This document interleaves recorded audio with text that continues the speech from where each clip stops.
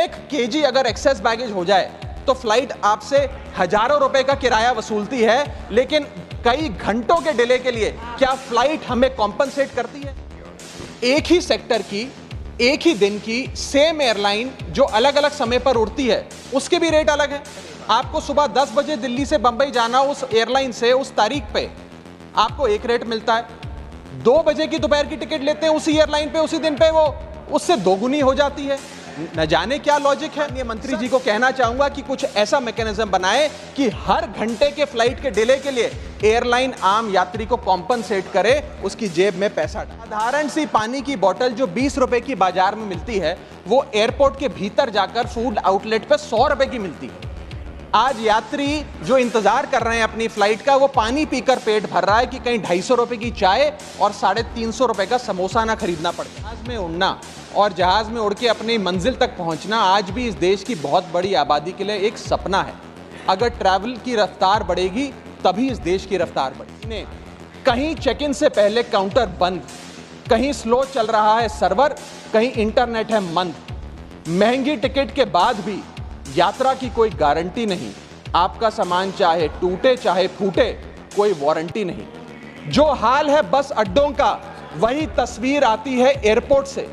चाय हो या समोसा, नहीं मिल रहा 500 रुपए के नोट से। रोज फ्लाइटें रद्द हो रही हैं धमकी बम विस्फोट से। आखिरी में सर, कब तक आम आदमी मरता रहेगा एयरपोर्ट की छत गिरने की चोट से? जनता की मुश्किलें तो पल भर में मिट जाएं अगर सरकार को फुर्सत मिल जाए चुनाव या वोट से। Thank you.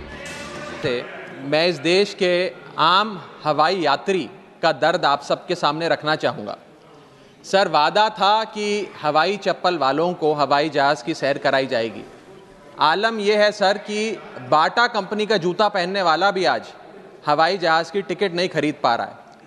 Economy class is no more economical sir. मैं आज इस सदन में बहस पे आने से पहले अपने फ़ोन पर फ्लाइट के रेट चेक कर रहा था सर। अगर कल मुझे दिल्ली से बंबई जाना हो तो टिकट 14,000 रुपये की है, वन वे की सबसे सस्ती टिकट। दिल्ली से पटना जाना हो तो 12,000 रुपये की टिकट। दिल्ली से बैंगलोर जाना हो तो 16,000 रुपये की टिकट। और सर वो छोड़िए, संडे के दिन यानी कि परसों मैं अपने क्षेत्र पंजाब से दिल्ली आया। मोहाली एयरपोर्ट से, चंडीगढ़ एयरपोर्ट से मैंने फ़्लाइट ली और दिल्ली पहुंचा। उस फ्लाइट की टिकट 14,500 रुपये की थी। हम सांसदों को तो फ्लाइट की रीइंबर्समेंट मिल जाती है सर। आप उस आम नागरिक का सोचिए जो इस स्काई रॉकेटिंग एयर प्राइसेस से जूझ रहा है। और एक और दिलचस्प चीज़ है, एक ही सेक्टर की, एक ही दिन की सेम एयरलाइन जो अलग अलग समय पर उड़ती है, उसके भी रेट अलग है। आपको सुबह 10 बजे दिल्ली से बंबई जाना, उस एयरलाइन से उस तारीख पे आपको एक रेट मिलता है।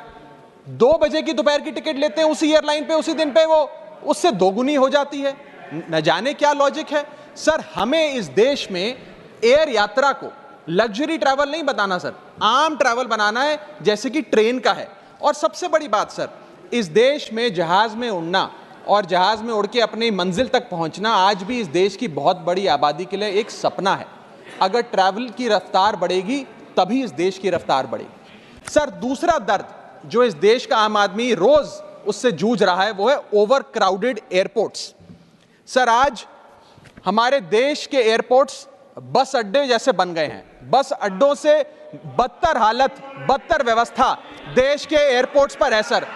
टर्मिनल 1 चले जाइए दिल्ली के, टर्मिनल 2 चले जाइए दिल्ली के, आप हालात देखिए। सिक्योरिटी लाइन से लेकर चेक इन लाइन तक लोग लाइनों में खड़े हैं और लाइनों में खड़े हैं और उसके बाद उनकी फ्लाइट भी इस चक्कर में मिस हो जाती है। एक मुसाफिर सही समय पर फ्लाइट नहीं पकड़ पा रहा क्योंकि वो बेचारा चेक इन और सिक्योरिटी लाइन में ही फंसा रहता है। इतने ओवर क्राउडेड एयरपोर्ट्स आज हमारे देश के बन चुके हैं। सर, आज यात्री का तीसरा दर्द, Honorable members, please let the honorable members speak. Please. Sir, बोलने दीजिए। No, honorable members, please. Honorable members. माननीय सदस्य, मेरा समय जा रहा है। Please let him speak. Sir, आज एयरपोर्ट्स पर खाना इतना महंगा है, बाजार के मुकाबले 2 गुना 3 गुना दाम है। एक साधारण सी पानी की बोतल जो 20 रुपए की बाजार में मिलती है, वो एयरपोर्ट के भीतर जाकर फूड आउटलेट पे 100 रुपए की मिलती है। आज यात्री जो इंतजार कर रहे हैं अपनी फ्लाइट का, वो पानी पीकर पेट भर रहा है कि कहीं 250 रुपए की चाय और 350 रुपए का समोसा ना खरीदना पड़ जाए। बताइए सर, एक आम आदमी एयरपोर्ट पर अपने जहाज का इंतजार करते हुए क्या एक चाय नहीं पी सकता? क्या इस पर कोई रेगुलेशन नहीं होना चाहिए? क्या कोई अफोर्डेबल कैंटीन का मैकेनिज्म नहीं होना चाहिए? चौथा दर्द जो आज इस देश के आम यात्री को सर सहन करना पड़ रहा है, वो है पुअर कनेक्टिविटी। आज इस देश के कई टूरिज्म स्पॉट्स पे, कई फेमस शहरों तक जहाज की यात्रा नहीं पहुंचती, फ्लाइट्स नहीं पहुंचती, एयरपोर्ट नहीं पहुंचती। कई शहर, अधिकतर शहर ऐसे हैं जहां पर एयरपोर्ट्स नहीं हैं।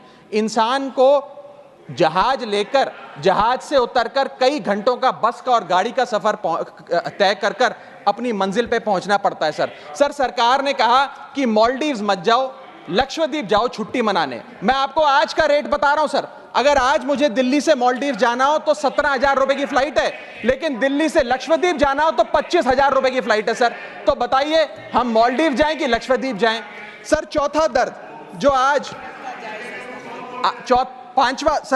पांचवा दर्द जो आज एक आम यात्री को महसूस करना पड़ रहा है, वो है sir flight cancellation and delays.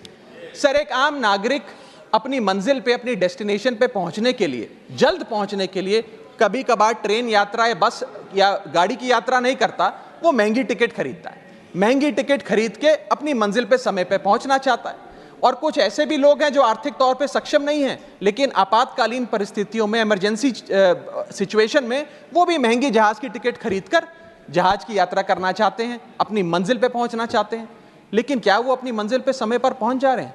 निर्धारित समय से 3 से 4 घंटे लेट आज जहाज चलते हैं। और खास तौर पे छोटे शहरों के जो एयरपोर्ट्स हैं, वहां पर तो मैक्सिमम डिलेज देखे गए हैं सर 1 केजी अगर एक्सेस बैगेज हो जाए तो फ्लाइट आपसे हजारों रुपए का किराया वसूलती है, लेकिन कई घंटों के डिले के लिए क्या फ्लाइट हमें कॉम्पनसेट करती है? मैं आज माननीय मंत्री जी को कहना चाहूंगा कि कुछ ऐसा मैकेनिज्म बनाए कि हर घंटे के फ्लाइट के डिले के लिए एयरलाइन आम यात्री को कॉम्पनसेट करे, उसकी जेब में पैसा डाले। इसी के साथ साथ हर महीने एक चार्ट जारी होना चाहिए कि किस सेक्टर की कौन सी एयरलाइन ने कितने घंटे का डिले, किस सेक्टर की कौन सी एयरलाइन ने कितने घंटे का डिले यात्रियों को दिया। और इसी के साथ साथ सर छठा दर्द जो आज के भारत देश के आम यात्री को महसूस करना पड़ रहा है सर, वो है लैक ऑफ अफोर्डेबल ऑप्शंस। जो अभी मेरे सर इतनी विशाल जनसंख्या वाला हमारा देश है, और इतनी विशाल जनसंख्या वाले देश में मात्र 2 ही कंपनियां हमारा पूरा एविएशन सेक्टर चला रही हैं। सर सरकार लाई एक स्कीम जिसका नाम था उड़ान, जिसका फुल फॉर्म है उड़े देश का आम नागरिक। पर कैसे उड़े? ना फ्लाइट के उड़ने के ऑप्शन है, ना अफोर्डेबल टिकट है, ना फ्लाइट सही समय पर चलती है, तो कहां उड़े, कैसे उड़े? और सबसे बड़ी बात सर, जब से ये उड़ान स्कीम आई है, एक धारणा एविएशन सेक्टर में बनी हुई है कि जैसे ये स्कीम लागू हुई 2 एयरलाइन बंद हो गई, जेट एयरवेज और गो एयर, और तीसरी स्पाइस जेट बंद होने की कगार पे खड़ी है। तो अब लोग ये भी कहने लग गए हैं कि शायद उड़ान स्कीम एक बहुत बड़ा अपशगुन थी। और इसी के चलते आज हमारा देश का आम नागरिक प्लेन से वापस ट्रेन पे जा रहा है। सर मेरा 7वां दर्द बैगेज चार्जेस और बैगेज डिलेज। सर अगर आपका 1 केजी बैगेज ओवरवेट हो जाए तो हजारों रुपए एयरलाइन आपसे एक्सेस बैगेज के चार्जेस वसूल लेती है। यहां तक कि कुछ लोग अब अपना सामान एयरपोर्ट पर फेंक के चले जाते हैं, बिकॉज उनके सामान में पड़ी वस्तुएं इतनी महंगी नहीं है जितना बैगेज चार्जेस एयरलाइन ले लेती हैं। और बैगेज के डिलेज देखिए सर, लंबा आपको इंतजार बैगेज बेल्ट पे करना पड़ता है कि कब हमारा बैग आएगा।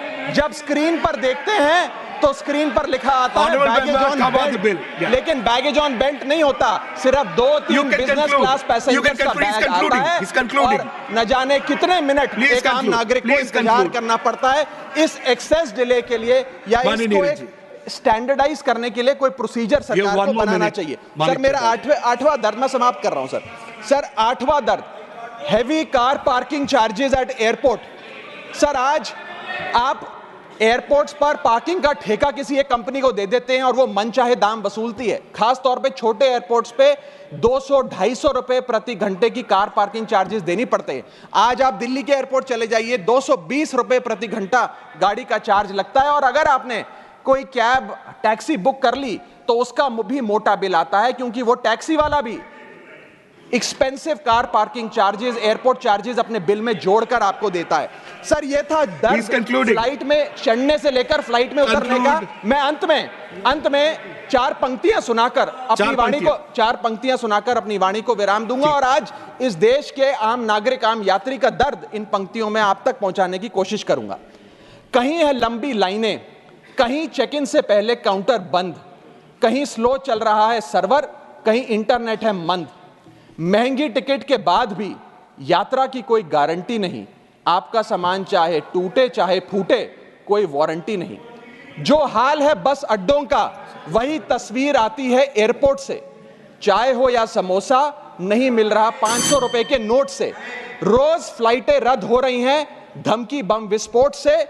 आखिरी में सर, कब तक आम आदमी मरता रहेगा एयरपोर्ट की छत गिरने की चोट से? जनता की मुश्किलें तो पल भर में मिट जाएं अगर सरकार को फुर्सत मिल जाए चुनाव या वोट से। Thank you.